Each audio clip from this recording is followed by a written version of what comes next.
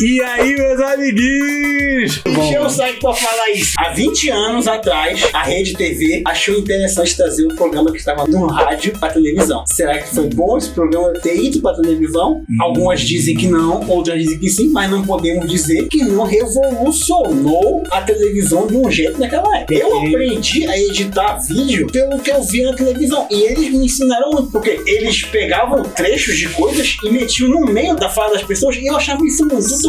Bem, a gente tá falando Pânico na TV. Na época, ainda na TV, lá nos primórdios de 2003, quando eles mal tinham recurso. O Emílio que comprou a câmera pra filmar, porque a Rede TV não tinha nem câmera. É um tema pertinente. Faz 20 anos. É como qualquer outra coisa, né? Envelheceu. Envelheceu igual leite, né? Envelheceu mal, mas não é de todo mal. Tem coisas que eu gosto muito até hoje no Pânico. Mas é depois da vinheta que continua esse tema.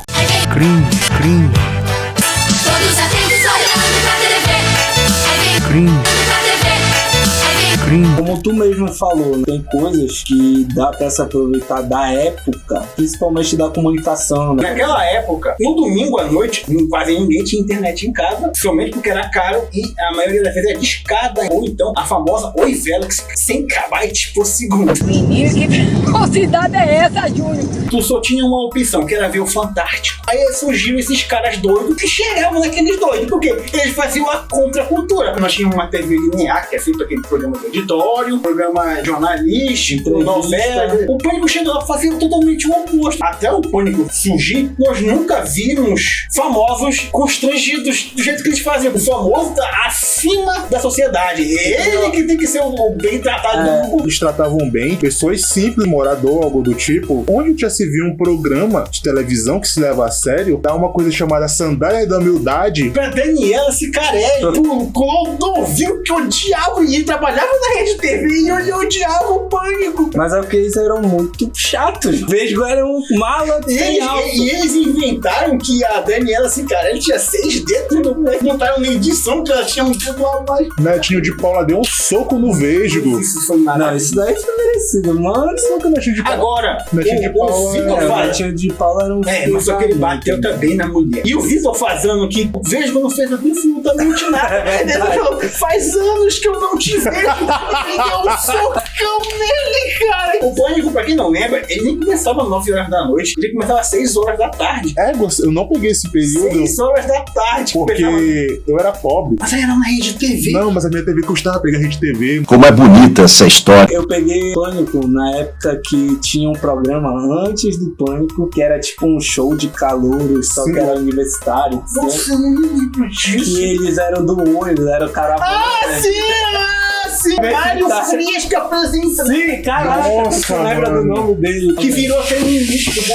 Sabe que eu me lembro muito do Pânico, é que sempre que tava acabando, começava o programa do Dr. Hollywood com o Dr. Ray. Ele apresentava o programa de plástica. Oi, Emílio. Essa questão de ser mais descontraído, né? Por exemplo, a gente tinha entrevistas de rua com repórteres que eram profissionais. Eu acho que o máximo que tinha de vacaiano, só que nem tinha mais nessa época, era o Cacete Planeta, que eles faziam matéria de Mas rua. era sketch, né? No começo eles faziam programas de rua. Só que a Globo ficou meio receosa. Deve ser porque tem o Projac. Vocês estão humilhando os meus atores. A Rede TV não tinha ninguém. A Rede TV era ela, o João Kleber, a Tony Abrão. Tanto é que aparecia mais o Silvio Santos do que o João Kleber. O Silvio não dava entrevista pra ninguém. Mas E adorava dar entrevista pro Pânico. E eu achava interessante também nesse período porque teve uma época de crossovers que eles viviam no SBT. Sim. Porque eles estavam atrás do Silvio deixar. Eles queriam assinar um contrato por deixar pra liberar o Ceará. Tinha umas coisas que eu adorava muito. O Jô Suado. Aquilo era incrível. Que era o carioca imitando o Jô. E tinha aquele japonês lá. Que Olha! O melhor programa pra mim era a Mauri Dugo. Era o Maquelele e o Fred Mercury prateado. todo mundo Mano, de prateado. E que era o Maquelele prateado? O que é Maquelele? Eu acho que era o apelido dele. Tá de prateado? Então é o prateado também. Nessa época dos prateados tinha o glorioso, infelizmente já nos deixou, o segurança Toninho, que eles queriam porque queriam fazer ele rir, mas nunca conseguiu. E o Toninho, Que Deus o tenha. E ele era muito sério e não ria mesmo. ele cumpriu o que ele queria até o final da vida e não riu de uma piada sequer do Pânico. Do Fred Mercury prateado. Que se eu olho pra aquele filme. Eu já rio, porque é engraçado. Ele só de sunga cinza e correndo com a mão pra... Da onde tirou essa ideia de colocar um bigode no Establish? Não, parece o Fred Mercury. Aí pinta ele prateado. Não, parece o Fred Mercury prateado. Tinha, além deles, tinha uma coisa muito maravilhosa no programa do Amaury, que era as bebidas e comidas que eles tinham que comer. Eles fizeram um milkshake de mortadela uma vez, que o Carioca não consegue comer mortadela até hoje, que ele falou por causa desse cheiro que ficou num lugar. Eles botavam muita porcaria nas coisas. Cara, tinha umas coisas que eu sei que é errado hoje em dia, mas eu adorava ver. Que foi lá que surgiu o Antônio Nunes, surgiu os dois. Ah, mas o Antônio Nunes é engraçado. Mas o quadro, o que era o quadro? Era a musa da beleza interior. Que eles iam pra praia e avacalhar. O símbolo não, né? Não, isso daí não era outro. Você não. Eles tinham que ir na mulher mais gorda e mais feia do lugar. Tinha coisas maravilhosas, tipo o Pânico Delivery. Aquilo era lindo. O cara pegava um cara completamente bêbado na balada e levava ele pra casa numa limusine. O Bola, da entrevista, que ele cansou de ver gente vomitando em cima dele. Eles estavam banho nos caras, cara. Exato. O José Toalha, mano. Gente, um cara peladão com uma toalha na mão que ele consegue fazer aquele bagulho de enrolar a toalha e dar ali na bunda do pessoal. E fazia barulho, mano. Te lembra também uma coisa muito incrível, que foi o repórter Corujinha. Teve um que tava gravando a Fazenda uma vez e eles sobrevoaram com um helicóptero e contando as fofocas das coisas. Tem diversos fatores que no Pânico eram engraçados. O Pânico hoje em dia é completamente inverso, porque querem acabar com a direita. Em 2009, eles estão procurando um cara, depois do jogo do Corinthians, pra falar pra televisão e falar Ronaldo. Ou então, cadê o chinelo? Aí tu vai ligar o Pânico hoje. Porque o genocídio indígena não é errado. Pare! O que virou o Pânico? Falamos do Zina. O Zina, toda a construção de personagem pro Zina é muito boa. Porque ele foi um cara que é aleatório, que só deram o microfone na mão e olhou pra câmera. Aqueles 2 segundos que ele fica só olhando pra câmera e fala Ronaldo, aquilo ali é cinema 2. É um começo do que não existia na época direito, que é um meme, né? Prelúdio do Tanto memes que eles repetiam o Zina toda hora. Cadê chinelo? Arregou. Samba Teves, o pedala Robinho, que era no tempo da Copa isso, Dunga Burdo. O Antônio Nunes. O que ele falou. O Adriano tá me ouvindo. A dança do Siri que botava do nada. Meu Deus, assim. a Globo falou que não é um meme da época, mas nunca se dava um Pânico. Mas era o Pânico que fez. Eles evitavam falar o nome Pânico, porque o Pânico, eles incomodavam muito a Globo, porque eles venciam o Fantástico. E cara, uma coisa é você vencer o Fantástico com o programa do Silvio, ou com alguma coisa na Record. Na Rede TV, que quase ninguém lembra o que é uma Rede TV hoje em dia. Tinha coisas muito boas e coisas muito ruins. Como o momento do Street Fighter, eu adorava, que eles iam com ferro velho, vestidos caracterizados como o personagem do Street Fighter e quebravam um carro todinho lá, fazendo golpe do Street Fighter. E tinham coisas muito erradas, como Momento Amy Winehouse. O Momento Amy Winehouse era engraçado quando era ator do Amy Winehouse batendo em algum outro autor depois porque era encenado. Aí falava, ô Amy Winehouse, bate uma foto comigo. Aí a Amy Winehouse batia. Agora, Era quando engraçado. começou a pesar muito, Chegava no comércio Revista e arrancava tudo. Eu não sei até hoje se era pago. Eu acho que eles ajeitavam depois. Tinha aquela hora da morte também. Um cabo de vassoura na roda de um ciclista que tava em alta velocidade e o cara se batia todo. ficou assim pensando, o Bolinha é um psicopata. 5 maneiras com Marcos Chiesa. Às vezes há muito a pena do Bola, porque o Bola sofria muito na mão do Bolinha. Depilaram o pelo e botaram o Bola dentro de um caixão. Outro momento assim que eu realmente fiquei decepcionado, o Ceará e o beijo que foram pra Argentina parece que quebrou o pé do Ceará. Foi o braço. Anos depois eles foram se vingar. Eles voltaram lá, fizeram um foco de dente. Isso é bioterrorismo. Incidente internacional. Se você pegar as matérias da época, ninguém fala nada. Se fosse hoje, estavam muito... Depois que a gente cresce, a gente começa a ter um senso crítico maior, a gente vê que isso foi bizarro. Uma coisa que eu acho incrível que eles fizeram foi quando o pai do Michael Jackson veio pro Brasil. Colocaram a Sabrina Sato. Já dá um Estatuto da criança e do adolescente. Isso daí é genial demais, nesses momentos, eles acertavam a mão. Demais. Ter crescido junto com o Pânico e hoje tem um senso crítico, acho que foi fundamental, assim, pra, por exemplo, ver as questões sobre a hipersexualização das mulheres no Pânico. Você lembra quando acabava do Emílio falar ia pra algum quadro e gravava a bunda. Outra coisa genial pra mim foi o impostor. O Daniel Zuckerman é psicopata. Ele consegue incorporar uma personalidade que ninguém consegue. Ele é muito cara de pau. Ele conseguiu entrar no velório do Michael Jackson. E o velório da Amy House também. Ele entrou no Oscar. Ele é no mínimo genial. Eu acho que seria bom a gente falar 5 coisas boas que o Pânico fez e 5 coisas péssimas que o Pânico fez. Roda a vinheta de um quadro que eu vou inventar aí. Eu não entendi o que ele falou. O primeiro que eu fiquei muito mal foi quando eles rasparam a cabeça da Babi Rossi. Mano, pra quê? Por que aquilo? Pra mim foi absurdo e A tipo... menina chorando no palco, eles tocando aquela música do Laço de Família. Aí o pessoal falando, mas é pra dar a camisa pelo Pânico. Não, Tortura psicológica. A Em ponto ao dela. vivo em rede nacional. É, uma pressão a ponto dela dizer, não, eu fiz o certo, sendo que ela chorou. Depois eles foram no hospital do câncer, mas depois da merda que já tinha acontecido, cara, pra quê? Acho que uma outra coisa, a hipersexualização das mulheres no geral. Colocar uma mulher, que era a mulher samambaia, só pra mostrar o corpo dela. Porque eu não me lembro o que ela fazia. Tinha um quadro que eu me lembro que eles iam com o tobogã alto pra caramba.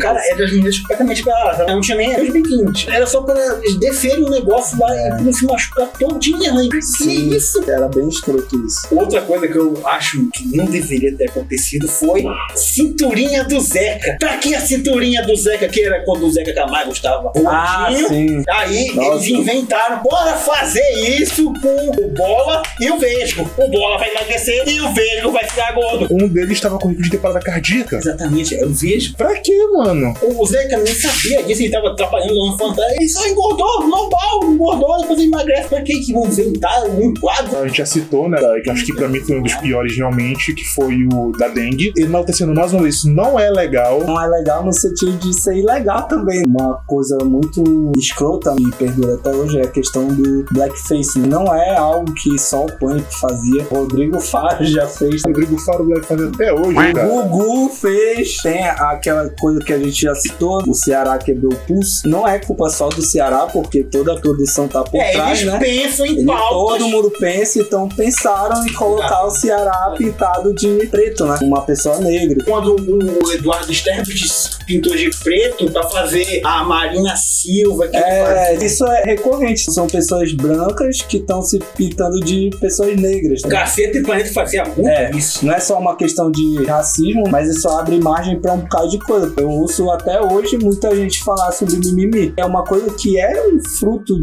dessa época. Porque se tu reclamasse do Ceará se pintando de uma pessoa negra, não, é mimimi, tu não tá entendendo a piada do Pânico. Então acho que o preconceito, e não só o racismo, mas a homofobia, a gordofobia, etc, é um ponto muito escroto que tinha no Pânico, se aprofundou no Pânico da Band também. Nossa, então, o da Band já foi decadência demais. Na Rede TV, eles não tinham tanto orçamento, então eles podiam ser mais criativos com certas coisas. Na Band, eles já tinham mais orçamento e ficaram acomodados. E quando você fica acomodado, você não pensa direito. Você tem que estar um pouco fora da zona de conforto pra pensar em ser criativo. Eu acho que foi isso que foi a decadência do Pânico.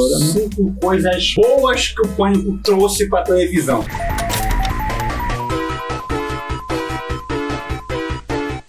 Eu acho que uma das coisas mais legais que o Pânico trouxe pra televisão foram suas paródias. Nós sempre tivemos sketches, teve o MC Renato, Planeta, Zorra Total, mas o Pânico fazia de um jeito diferente, porque eles podiam zoar com o Record, porque eles estavam numa TV menor. O Pânico fez em plena fazenda Churupitas Farm. Churupitas Farm, cara, era mais legal que a própria fazenda. O Churupitas Farm era mágico, porque eles entrevistavam populares na rua.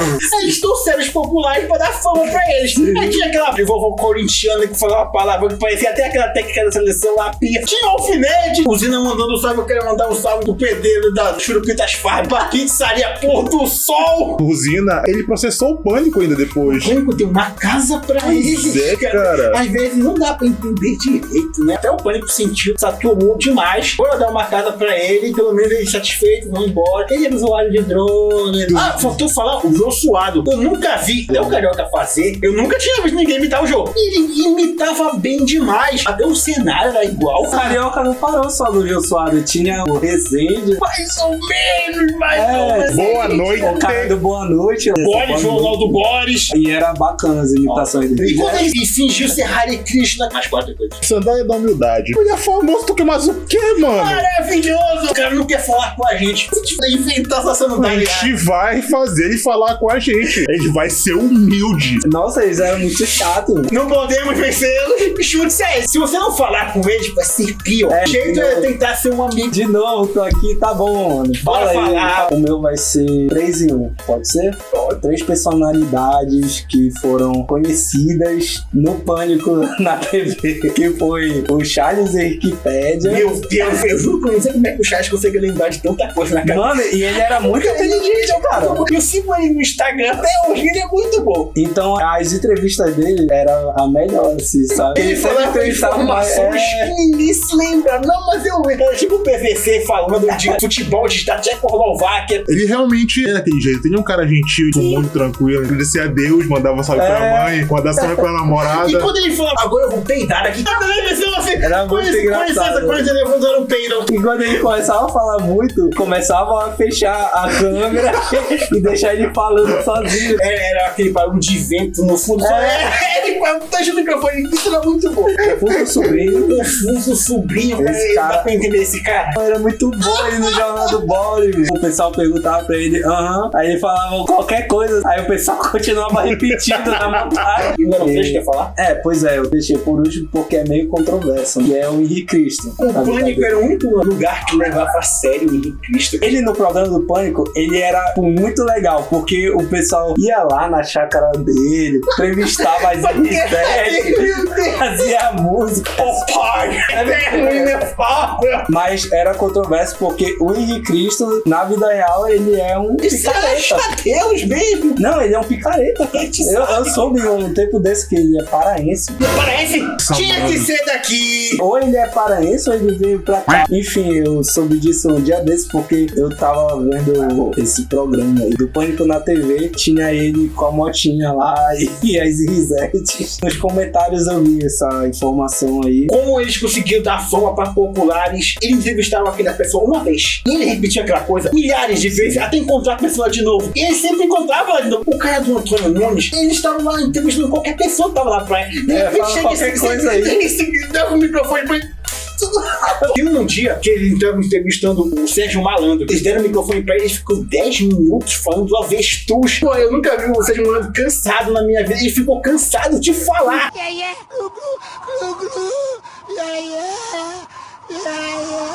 Aí, tu quer citar mais alguma coisa? É um ponto positivo e um ponto negativo. Mas vale como último ponto. É um coringa. Bota o Coringa! E aí, gay? Tá tão sério por quê?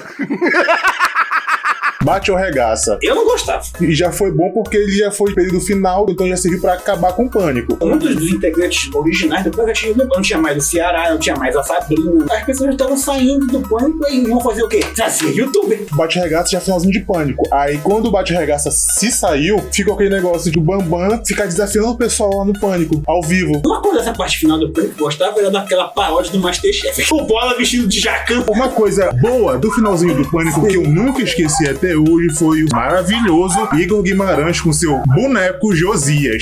E tinha um que era muito engraçado, que eu acho que era o Carlinhos que fazia o mendigo. Ele fazia uns papéis quando ele entrava. E tinha um que era, eu acho que Sérgio Sertanejo, que ele falava cantando. Eu adorava umas matérias que eu falei, tipo aquela da corrida do queijo. Tinha uma ladeira enorme e tinha que sair correndo atrás de um queijo que era redondo. Aquilo era maravilhoso. Ou então quando eles iam pro duelo de espada de fogo. Era no meio de uma cidade, o cara com aquela espada de fogo voltando com tudo. Aquela da guerra dos tomates. Tem umas coisas que o Pânico trazia. Onde é que eles acham essas merdas? Tinha um pessoal bem criativo. Assim. Eles iam por lugares que a gente não via. E é isso, galera. O Pânico trouxe coisas boas e muitas coisas ruins também pra TV. Foi um bom entretenimento pra ela. Em certos pontos, sim. No conceito geral, pra mim, ele foi pior do que melhor. E controverso. Mas não foi de todo o pior. Tem coisa que eu achei muito engraçado. Que eu lembro até hoje, eu tava vendo dia desses o Henrique Cristo de novo. De entrevista, pra mim, o mais engraçado era a dupla Ceará e Veja. Eu gostava muito do Alfinete. O Alfinete nos jogos era muito bom. O Alfinete conheceu o Vina. Quem revelou o Vina pra É gente? verdade. Antônio Nunes!